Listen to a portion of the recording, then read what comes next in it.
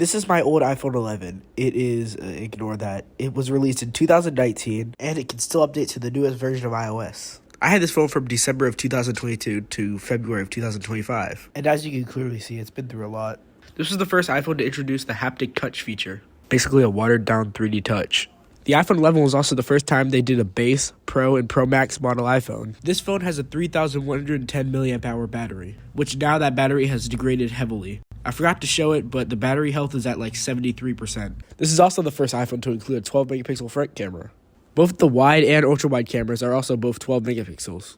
Although a lot of people dog on LCD and 720p displays, I honestly kind of like this display. It gives that nostalgic feel of when I first got this phone. This phone is able to go up to iOS 26, but I have it on iOS 18.7.1 right now. This phone has 64 gigabytes of storage, which before the iPhone 12 was the base level of storage. But this phone was also sold in 128 gigabyte and 256 gigabyte variants. This phone does have True Tone. This phone could only get to a max brightness of 625 nits. Which, comparing that to an iPhone 15, it is a lot less. In fact, I used to have issues seeing this thing during the day when I was outside, which is one thing I don't like about LCD displays.